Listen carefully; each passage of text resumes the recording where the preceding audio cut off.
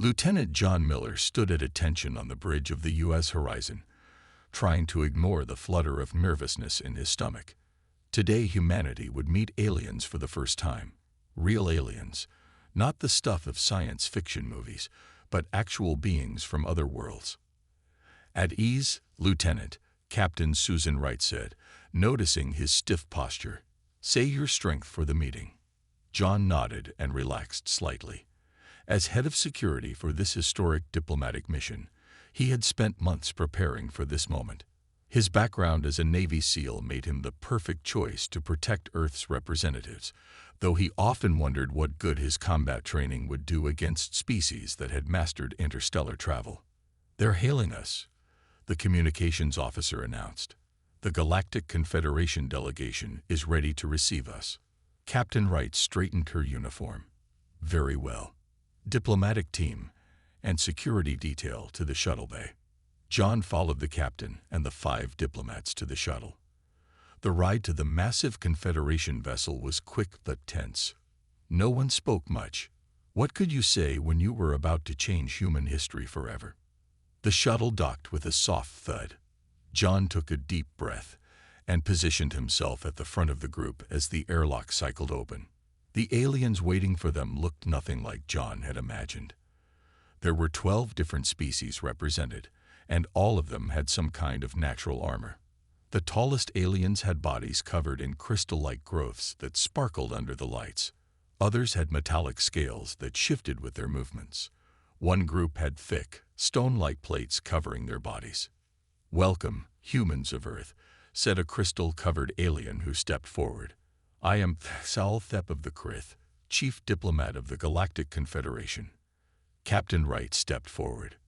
"On behalf of Earth, we thank you for this historic opportunity. I am Captain Susan Wright of the United States Space Force." As the formal introductions continued, John noticed something odd. The aliens kept staring at the humans with expressions he couldn't quite read. Some seemed concerned, others confused. Finally, a reptilian being with metallic scales leaned toward Stalthep and whispered something. The crystal alien's eyes widened. "Forgive my directness," Stalthep said, interrupting the Earth ambassador mid-sentence, "but we must address an urgent concern. You have come without protection." The ambassador looked confused. "We mean no offense. We are unarmed as agreed for this first meeting." No, Stalthep said, waving a crystalline hand. "I refer to your personal protection. Your bodies. They are exposed." The human delegation exchanged confused glances. "I don't understand," the ambassador said. A smaller alien with stone-like plates stepped forward. "You have no shells, no scales, no armor of any kind. Your bodies are soft." The alien said this last word as if describing something horrifying. John almost laughed but kept his professional demeanor.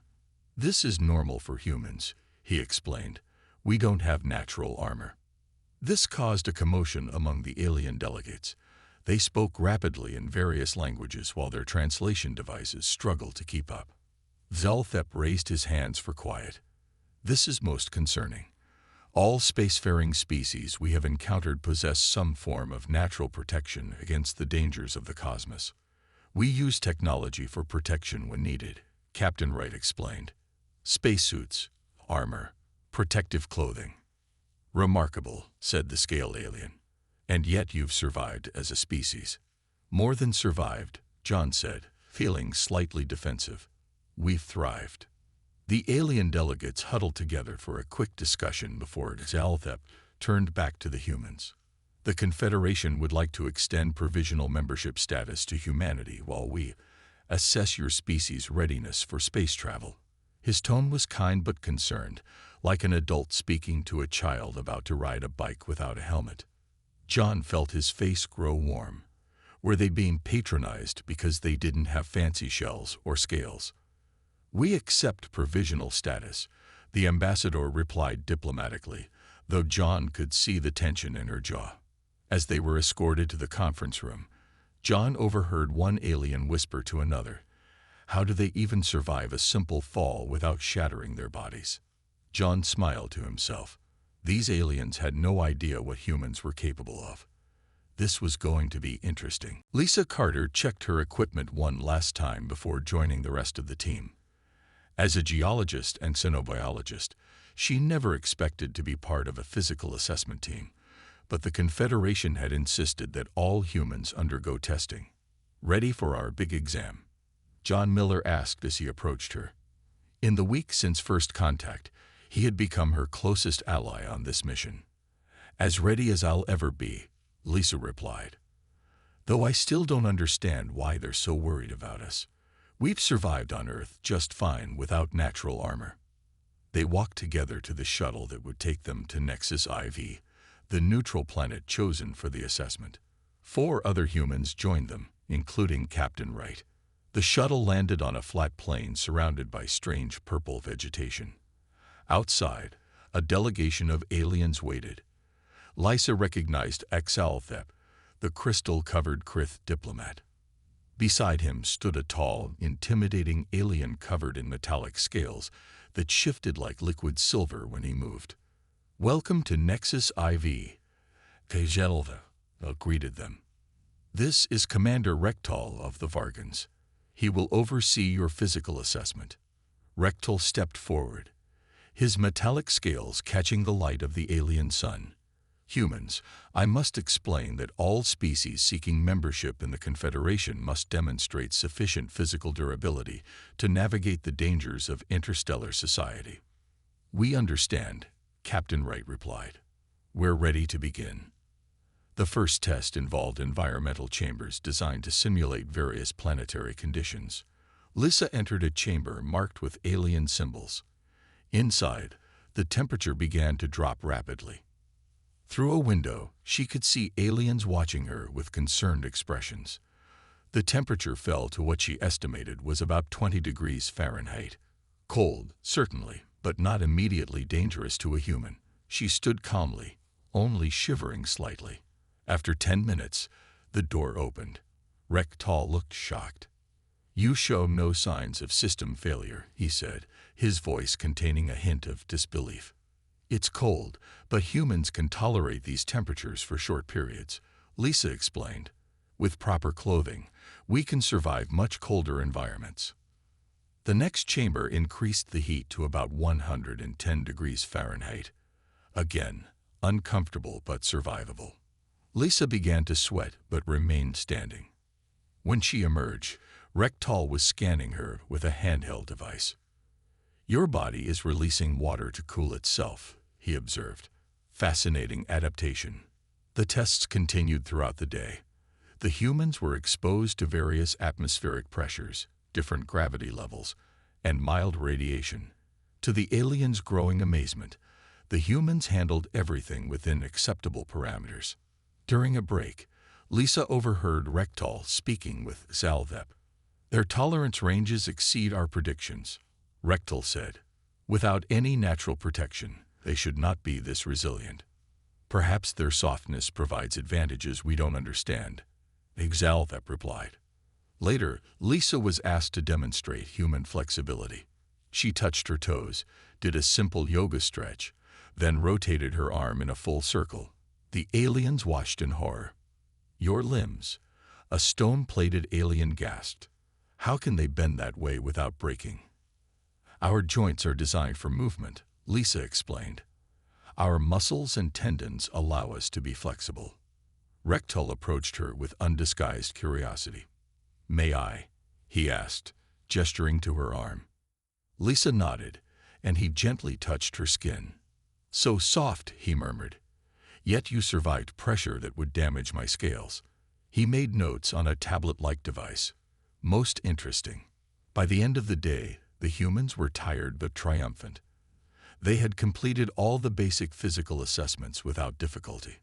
"Tomorrow," Rektal announced, "we will test your recovery from minor injuries and your endurance." As they returned to their quarters, John walked beside Lisa. "Did you see their faces when you did jumping jacks?" he asked with a grin. Lisa laughed. "They looked like they expected my legs to snap off." "I think we're giving them a lot to think about," John said. They've never seen anything like us before. And we're just getting started, Lisa replied, feeling a new sense of pride in being human. Frank Nelson stood before the Confederation's Science Council, feeling like a specimen under a microscope. As the diplomatic mission's chief medical officer, he had been asked to explain human biology to the alien scientists. The council chamber was filled with representatives from all 12 species, their various armored bodies creating a rainbow of textures and colors. "Please continue, Dr. Nelson," said the Zontari chairperson, her stone-like plates shifting as she gestured with a limb. "As I was saying," Frank continued, "humans have an internal skeleton made of bone. This provides structure and protection for our vital organs." "Most unusual," commented a crystalline Krith scientist.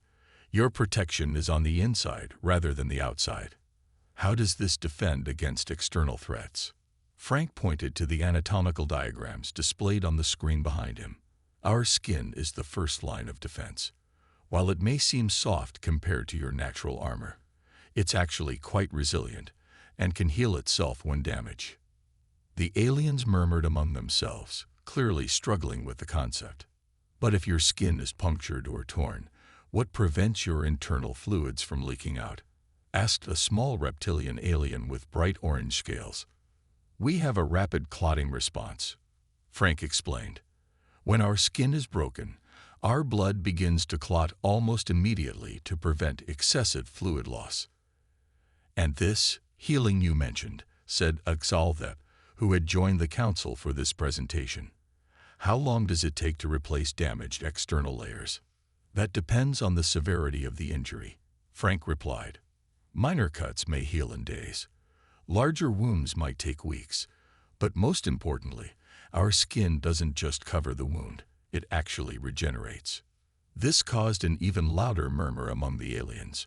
Rektal, who had been quietly observing from the side, stepped forward. "Regeneration. This is not possible. When my scales are damaged, new ones must grow from specific points. They do not recreate themselves from nothing. Human healing is different," Frank said. "Let me show you." He displayed a time-lapse video showing a human wound healing over several days. The aliens watched in fascinated horror as new skin cells gradually closed the gap. "This is remarkable," Axalthep admitted. "But surely serious damage is permanent." Frank clicked to the next slide. "Not necessarily. Humans can recover from significant injuries. Broken bones will knit back together. Even damaged organs can often heal themselves to some degree." "Without replacement parts?" a crystalline alien asked in disbelief. "Correct. Our bodies naturally repair themselves." To demonstrate further, Frank rolled up his sleeve and showed a long scar on his forearm. "I broke this arm in 3 places 5 years ago. The bone was completely separated. Now it's as strong as before." The council members looked horrified rather than impressed. "You survived a complete structural failure?" Rektal asked, his metallic scales rippling in what appeared to be distress. "Yes, it's quite common for humans to recover from broken bones." Frank decided to address a question he knew they would ask. "I should also explain that humans can survive with partial loss of some organs. We have 2 kidneys but can live with just 1. Our liver can regenerate even if a portion is removed. We can function with 1 lung instead of 2 if necessary." The council chamber went completely silent. Then several aliens began speaking at once, their translation devices creating a cacophony of overlapping voices. To settle the rising commotion, Frank decided to give a practical demonstration. "With your permission, I can show you something that might help you understand human flexibility and resilience." After receiving a hesitant approval, Frank rotated his shoulder, then deliberately dislocated it with a practiced motion, a trick he had learned during his medical training. The popping sound caused immediate panic. 3 aliens rushed forward in alarm, while others backed away. One Krith scientist actually fainted, tiny crystal shards breaking off as they hit the floor. "It's perfectly fine," Frank assured them as he calmly popped his shoulder back into place. "No permanent damage." Zalthep stared at him, with an expression that might have been horror or awe. "Humans," he said slowly, "are far more peculiar than we imagined." The purple mountains of Nexus IV rose tall against the orange sky as John, Lisa, and Kate Rodriguez hiked across the rocky terrain. Kate, the diplomatic assistant, had joined them for this geological survey along with 2 alien scientists. Grax, a stone-plated Zontari, and Teclith, a young Krith whose crystal coating was not yet fully developed. "These mineral formations are unlike anything on Earth," Lisa said, scanning a rock outcropping with her handheld device. "The crystal composition is similar to Teclith's outer layer." Teclith's crystalline face shifted into what they had learned was a smile. "Yes, my people evolved on a world rich in these minerals. They form our protective shells as we mature." The group had moved about 2 miles from the main expedition camp, following a vein of unusual metals that Lisa wanted to study. John kept a watchful eye on their surroundings, still taking his security role seriously despite the friendly relations with their alien hosts. "We should check that cave system." Lisa pointed to a dark opening in the mountainside. "My readings show high concentrations of rare elements inside." "Is it safe?" Grax asked, his stone plates clicking nervously as he moved. "Our briefings indicated this region can experience seismic activity." "We'll be careful," John assured him.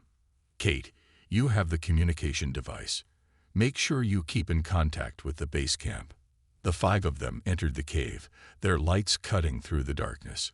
Inside, strange glowing patterns covered the walls, and crystal formations jutted from the ceiling and floor. "Remarkable," Teclith whispered, touching one crystal that resembled his own outer shell. "These are similar to our growth matrices."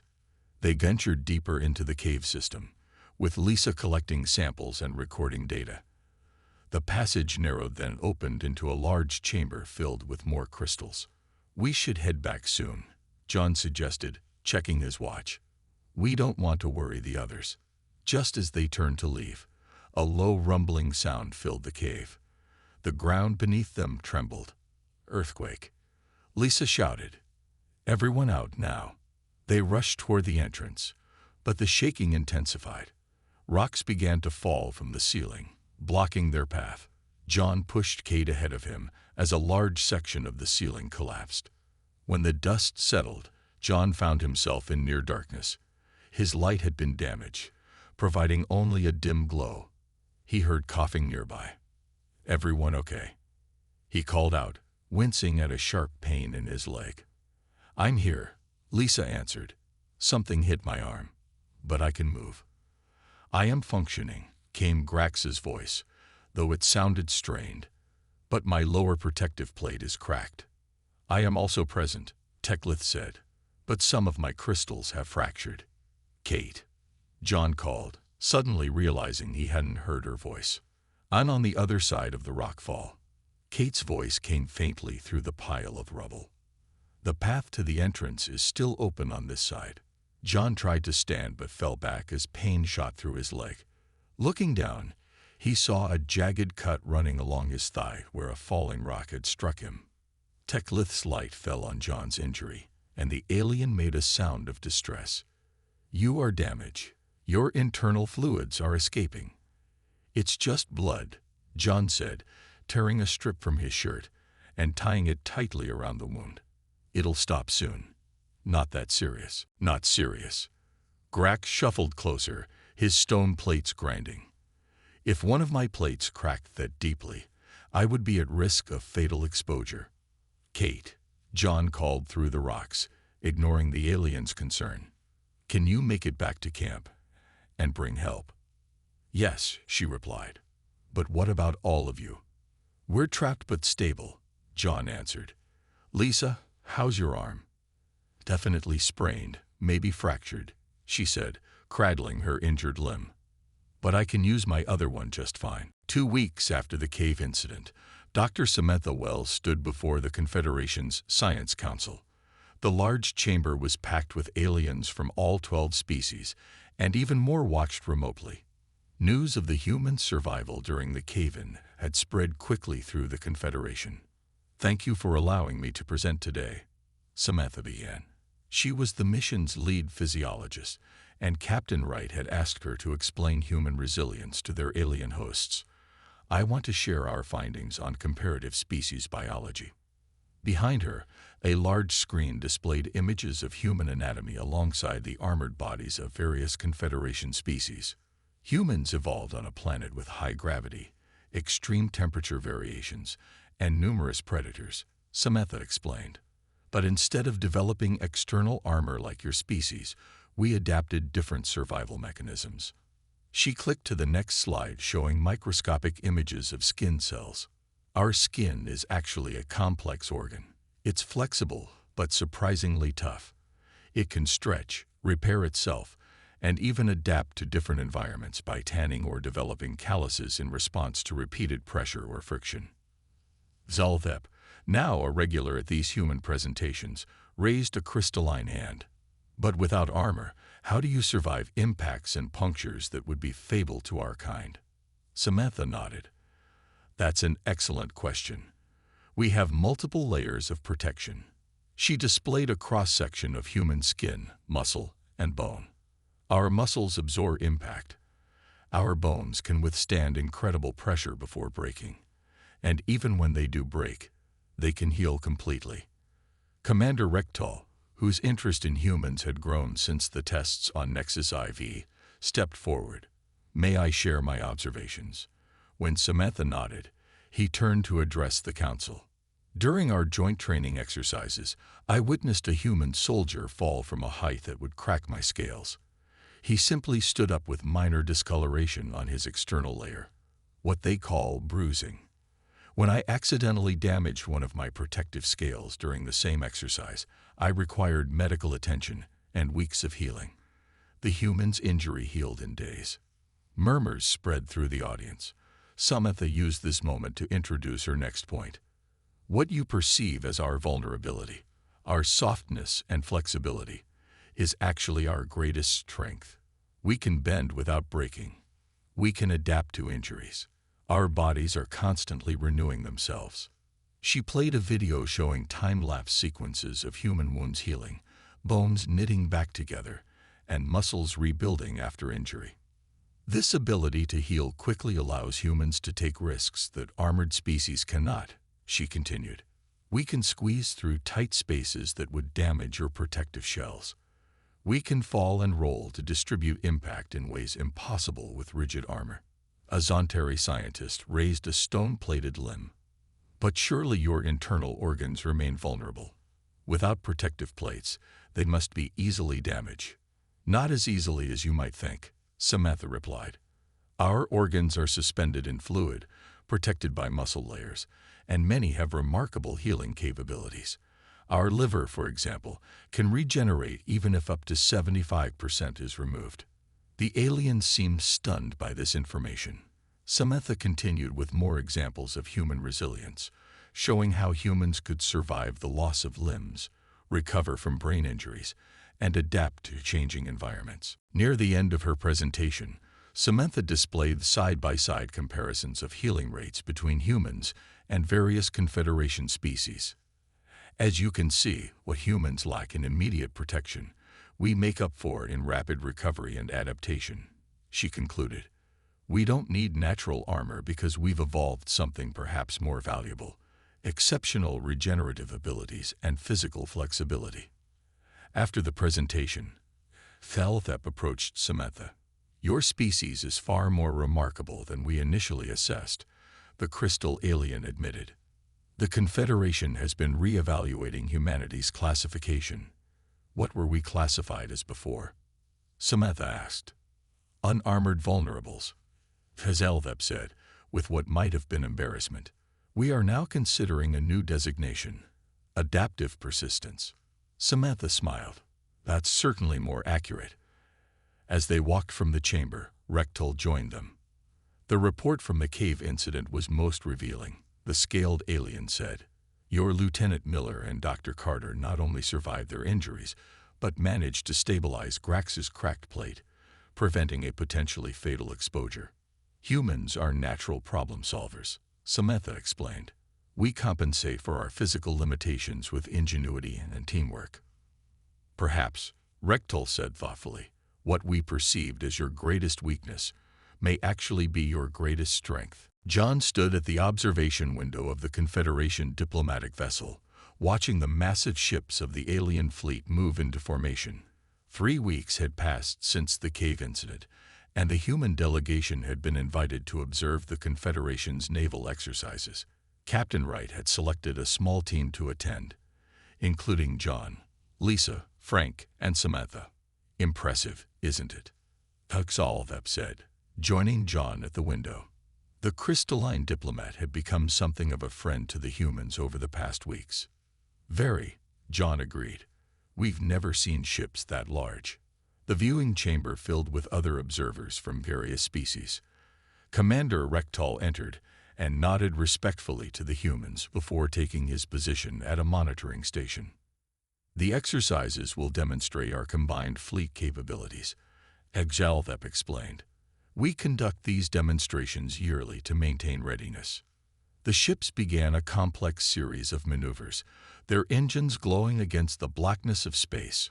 John watched with professional interest, noting their tactics and formation patterns.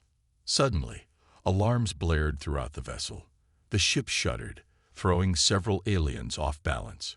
John instinctively braced himself against a wall. We're under attack, Rectal shouted, his scales flashing with agitation. Multiple hostile vessels approaching from Sector 7. The main screen showed a group of ships firing on the Confederation fleet. They were smaller but faster, darting between the larger vessels and landing precision strikes. Zonteri separatist faction, Huxalthep explained quickly to the humans. They oppose the Confederation alliance. We didn't expect them here. Another impact rocked the diplomatic vessel. The lights flickered, then dimmed to emergency levels. Direct hit to our primary systems, reported a technician, her stone plates clicking in distress. Life support is damaged. John immediately looked to his team. Frank, Samantha, check the other humans. Lisa, come with me. As the aliens scrambled to address the crisis, John noticed something concerning. Several of the Krith diplomats were already showing signs of distress, their crystalline bodies dulling and cracking around the edges. What's happening to them? He asked Huxalthep. Environmental control failure, the diplomat explained, his own crystals looking less vibrant. Without precise atmospheric composition, our protective shells become unstable. John turned to Lisa. We need to help stabilize life support. Come on. They made their way to the environmental control room, finding it in chaos. The atmospheric regulators were damaged, and several alien technicians lay immobile, their armored bodies showing signs of system shock. Their environmental requirements are more specific than ours, Lisa observed, checking the display. Oxygen levels are fluctuating wildly, and radiation shielding is down to 40%. Can we fix it? John asked. Lisa studied the alien technology. Maybe. Hand me that toolkit. While Lisa worked on the environmental systems, John returned to the main chamber to help organize the response. The ship shuddered again as another impact hit. Structural integrity at 60%, reported a Vargan officer, her metallic scales dulling from stress. Temperature rising in all sections. Frank approached John, looking concerned. The aliens are deteriorating faster than expected. Their armor is actually working against them in these conditions. The Krith are crystallizing in the heat, and the Vargan scales are becoming brittle without proper humidity. Lisa's working on environmental controls, John replied. What can we do for them now? Our emergency oxygen supplies might help, Frank suggested, and our radiation meds could slow the damage to their systems. John nodded. Do it, Samantha. Help him distribute our supplies. As the battle continued outside, the humans moved through the ship with a determination that amazed their alien companions. Despite the rising heat, radiation exposure, and thinning air, the humans remained functional while many armored aliens had gone into protective hibernation. In the environmental control room, Lisa worked tirelessly, sweat pouring down her face as she rewired alien technology. "The main atmospheric processor is beyond repair," she told John when he checked on her. "But I think I can rig our human environmental field generators to create safe zones throughout the ship." "Do it," John said. "I'll help evacuate the most affected aliens to those areas." Hours into the crisis, with the battle still raging outside, Xalthep watched in wonder as the humans continued to function effectively despite conditions that had incapacitated half the alien crew. "How are you still operational?" the diplomat asked John as they moved a crystallizing Krith official to one of Lisa's safe zones.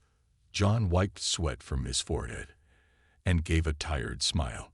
"Turns out being soft and adaptable has its advantages when everything goes to hell." 1 week after the attack, the Confederation Council gathered for an emergency session. The Grand Chamber was filled with representatives from all 12 species. At the center of the room stood a small delegation of humans: Captain Wright, John, Lisa, Frank, Samantha, and Kate.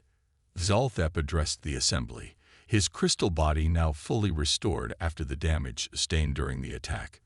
"Esteemed council members, I call this session to order. We are here to reassess humanity's status within the Confederation." A low murmur spread through the chamber. The attack by the Zontari separatists had been repelled, but not before revealing surprising truths about human capabilities. "Before we begin formal proceedings," Xalthep continued, "I wish to present new findings regarding our human allies." He gestured to a large display screen. "During the recent crisis, the human delegation not only survived conditions that incapacitated many of our own kind, but they actively worked to save Confederation lives." The screen showed recordings from the diplomatic vessel, Lisa rewiring systems despite dangerously high temperatures, John carrying injured aliens to safety despite radiation exposure, Frank and Samantha treating alien injuries with adapted human medical techniques. "Our initial assessment classified humans as unarmored vulnerables," Xalthep said. "This classification was based on our observation that humans lack the natural armor all other spacefaring species possess. We now understand this assessment was fundamentally flawed." Commander Rektal stepped forward, his metallic scales gleaming under the chamber lights. "If I may address the council," he said, and when given permission, continued, "My analysis confirms that humans possess extraordinary survival capabilities that function differently from our own." The Vargan commander displayed comparative diagrams of human and alien physiology. "While our species rely on external armor for protection, humans have developed remarkable internal resilience. Their ability to function in varied environments exceeds that of any Confederation species." He listed the evidence. "Humans can survive oxygen levels that would cause our respiratory systems to fail. Their temperature tolerance ranges are nearly twice as wide as ours. Most importantly, they can continue functioning despite injuries that would force us into protective hibernation." A Zontari council member raised a stone-plated limb. "But surely their lack of armor remains a disadvantage in combat and hazardous conditions." Captain Wright stepped forward. "If I may respond. When given permission," she said, "what appears to be a disadvantage often proves to be a strength. Our flexibility allows us to move quickly and adapt to changing circumstances. Our healing abilities mean we can recover from injuries that would permanently damage your protective shells." Frank added, "Humans can function with just one lung if necessary. We can lose significant blood volume and survive. Our bodies can even adapt to gradually increasing radiation exposure." The council members exchanged glances, clearly reassessing their understanding of human capabilities. Samantha pulled up slides showing human medical data. "We've compiled this comparative analysis. As you can see, humans consistently demonstrate faster recovery times than any Confederation species. What we lack in immediate protection, we make up for in regenerative abilities." Lisa shared her observations next. "During the ship crisis, I noticed that many alien environmental systems are designed for very specific conditions. Humans have evolved to adapt to changing environments rather than requiring specific conditions for survival. John spoke last. In the military, we have a saying, adapt and overcome. That's humanity in a nutshell. We don't have shells or scales or armor, but we endure. We heal. We keep going when others can't. When the humans finished their presentation, Helzep turned to the council. Based on the evidence presented and the extraordinary service rendered during the recent crisis, I propose that humanity be granted full membership status within the Confederation, with all rights and privileges thereof. The vote was not unanimous. 3 species abstained, but the majority ruled in favor. It is decided, Helzep announced. From this day forward, Earth and humanity are full members of the Galactic Confederation. He approached Captain Wright and offered a crystalline hand in what he had learned was a human greeting gesture. Welcome, friends. The stars are now truly open to you. The human delegation exchanged smiles. They had come seeking diplomatic relations and had found not just acceptance, but a new understanding of humanity's unique place in the cosmos. 6 months after Earth gained full membership in the Galactic Confederation, John led a joint human-alien exploration team to an uncharted planet designated HC-271. The planet showed promising mineral deposits, but had unstable weather patterns that made it potentially hazardous to explore. The team consisted of John and Lisa from Earth, along with Helzep, Rektal, and representatives from 3 other Confederation species. They had landed their exploration vessel in a relatively stable valley and established a base camp. Atmospheric readings show increasing instability, Rektal reported, studying his scanner. A storm system is forming approximately 20 kilometers from our position. Should we postpone today's survey? Asked Grell, a Zontari geologist whose stone plates were decorated with scientific emblems. John checked the weather data on his own device. We have about 4 hours before the storm reaches us. That's enough time to check the crystal formations in the northern ridge and return safely. The team set out across the alien landscape. Strange vegetation with blue leaves covered the rolling hills, and the sky had a greenish tint that made Lisa think of Earth's northern lights. The mineral composition here is fascinating, Lisa said as they reached the ridge. These crystals contain elements not found in our solar system. While the scientists collected samples and data, John kept watch on the weather. The storm was moving faster than predicted. Dark clouds boiled on the horizon, shot through with flashes of purple lightning. We need to head back, he announced. The storm's accelerating toward us. They packed their equipment quickly and started back toward the base camp. They had covered about half the distance when the sky darkened dramatically. The wind rose to a howl, bending the blue leaf plants to the ground. We won't make it to camp before the storm hits, John shouted over the wind. We need shelter now. Lisa pointed to a rock formation about 100 meters away. There, I saw cave openings. The team raced for the caves as the first drops of rain hit them. These weren't ordinary raindrops. They sizzled when they touched exposed equipment. Acid rain. Helzep cried out in alarm. My outer layer will dissolve in this. John saw the crystal diplomats panic and immediately stripped off his protective jacket. Use this as cover, he said, draping it over Helzep's head and shoulders. The group reached the cave entrance just as the full force of the storm hit.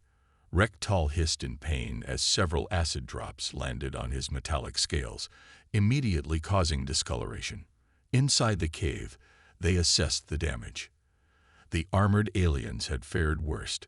The acid rain had begun to eat into their protective coverings. Helzep's crystals showed signs of erosion, and Rektal's scales had dull patches where the acid had made contact. Are you both injured? John asked, examining a painful red spot on his own hand where an acid drop had landed. It will take weeks for my scales to regenerate, Rektal said grimly. The storm intensified outside, and it became clear they wouldn't be able to return to base camp until it passed. Worse, the acid was beginning to run into the cave entrance. We need to move deeper, Lisa suggested. and find a way to neutralize that acid before it causes serious damage to your protective layers. Using their emergency supplies and minerals found in the cave, Lisa created a neutralizing solution to treat the aliens' damaged armor. Meanwhile, John scouted deeper into the cave system and found a safer location away from the flowing acid. Despite painful acid burns on their exposed skin, the humans worked tirelessly to protect their alien companions, carrying equipment and helping those whose movement was hampered by acid damage to their armored bodies. Hours later, when the storm finally passed, a rescue team from the base camp found them. The aliens were shocked by the humans' appearance. John and Lisa both had angry red burns on their faces and hands. "You need immediate medical attention," Grell insisted, horrified by what looked like serious injuries. "It's not as bad as it looks," Lisa assured them. "The acid didn't penetrate deeply. We'll heal." A month later, on the Confederation headquarters station, Exalthep unveiled a new memorial plaque. Representatives from all species gathered for the ceremony. This plaque commemorates the first contact that forever changed our understanding of resilience. HFY announced. It will be placed on Nexus IV, where humans first demonstrated their remarkable nature. John read the inscription aloud. "In honor of the first contact that taught us all. True resilience comes in many forms." Later, as John watched human and alien cadets training together in the station's academy, he reflected on how far they had come. Humans now taught Confederation species about adaptability and recovery, while the aliens shared their knowledge of specialized defensive techniques. "Penny for your thoughts," Lisa said, joining him at the observation window. Her acid burns had healed completely, leaving only the faintest marks that would soon disappear entirely. "Just thinking about armor," John replied with a smile. "Turns out humans don't have natural armor because we're already practically indestructible, just in our own unique way."